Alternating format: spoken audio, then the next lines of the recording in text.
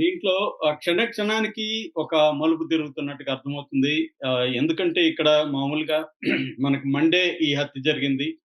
Monday 9:30 నుంచి morning 9:30 నుంచి 10:30 వరకు జరిగింది. ఆ ఇంట్లో కృష్ణ, రేణుక అని ఇద్దరు భార్యాభర్తలుంటారు.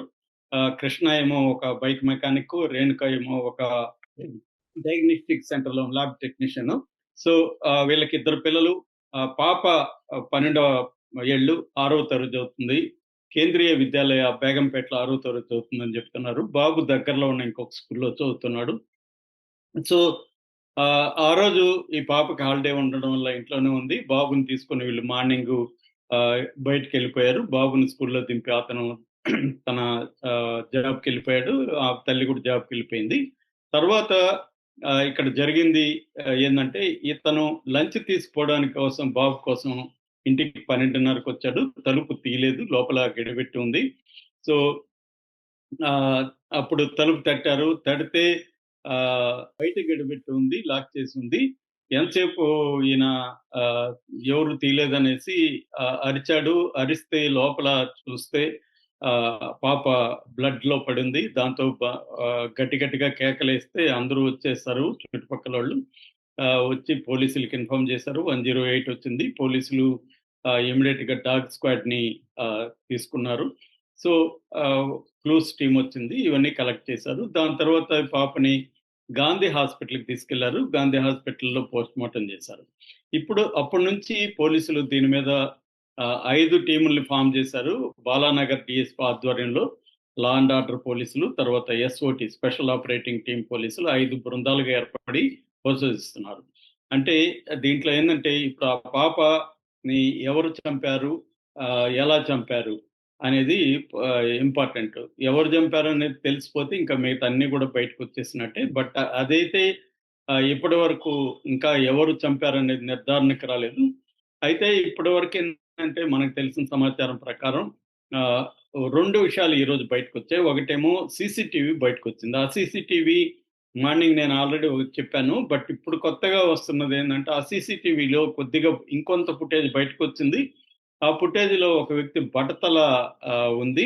అతను దాదాపు సగం పైన గేట్‌లో నుంచి బయటకొచ్చి మళ్ళీ గేట్‌ల లోపలికెళ్ళాడు.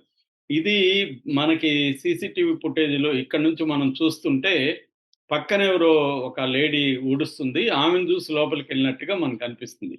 కానీ అది నిజం కావచ్చు, కాకపోవచ్చు. ఇప్పుడు మనం ఒక్కోసారి నేను లాక్ చేసుకొని కిందకెళ్ళి ఏదో మర్చిపోయి మళ్ళీ వస్తాను పైకి. సో, అతను ఫోన్‌లో గూడా మాట్లాడుతా ఉన్నాడు. క్యాజువల్‌గా ఉన్నట్టుగానే ఉంది తప్ప, అతనేదో ఇటు అటు చూసినట్టుగా అయితే ఫుటేజ్ లేదు. సో, ఫోన్‌లో ఉండి ఏదన్నా మర్చిపోయో మళ్ళీ వెనక్కెళ్ళి మళ్ళీ గూడా రావచ్చు. ఎందుకంటే, ఫుల్ ఫుటేజ్ ఎందుకు బయట పెట్టట్లేదనేది ఇప్పుడు ప్రశ్న. ఇప్పుడు ఆ ఒక్క రవ్వ వరకే బయట పెట్టారు. ఎందుకు బయట పెట్టారు? ఫుల్లు బయట పెడితే అతను బయటకొచ్చాడా? లేదా? అనేది తెలుస్తుంది గదా! అంటే క్లియర్‌గా ఇది కన్‌ఫ్యూజ్ జేయడానికి మాత్రమే ఈ కొద్దిగా ఫుటేజ్ పెట్టారా?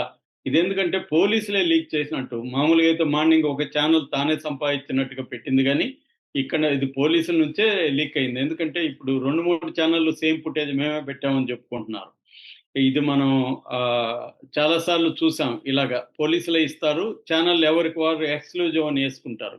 అవును. సో, ఇది గూడా అలాంటిదే అని అర్థమవుతుంది. పోలీసుల నుంచే వీళ్ళు కలెక్ట్ చేసుకున్నారు.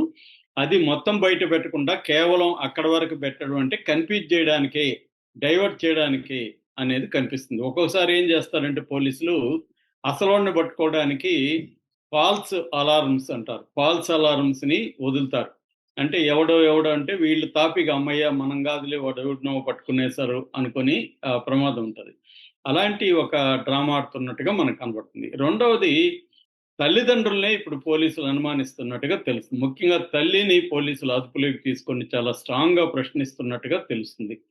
ఎందుకంటే పోలీసులు ఇప్పుడు ఆ పాపకి సంబంధించిన క్లాస్‌మేట్స్‌ని, ఫ్రెండ్స్‌ని వాళ్ళంతా గూడా పోలీస్ స్టేషన్‌కి పిలిపిచ్చి విచారించారు. ఇప్పటివరకు మనకు అందుతున్న సమాచారం బట్టి 40-50 మంది వ్యక్తుల్ని పోలీసులు విచారించారు. ఆ ఇంట్లో ఇదేందంటే ఇండిపెండెంట్ హౌసు. 1+2 ఫ్లోర్స్ ఉంటాయన్నమాట. Ground plus 2 floors. మొత్తం 6 ఫ్యామిలీలున్నాయి. సో, ఈ 6 ఫ్యామిలీలకి సంబంధించి ఆ టైంలో ఎవరెవరు ఇంట్లో ఉన్నారు? లేకపోతే ఆ టైంలో బయటికి పోయినామని చెప్పిన వాళ్ళని కూడా అనుమానించారు. బయటికి పోయినామని చెప్పి ఇంట్లోనే ఉండొచ్చు కదా! సో, అలాంటి వాళ్ళంతా కూడా మొత్తంగా ఆ కుటుంబాలలో ఉన్న అందరిని విచారించారు. వాళ్ళకి సంబంధించిన ఫోన్‌లు తీసుకొని అవన్నీ కూడా పరిశీలించడం.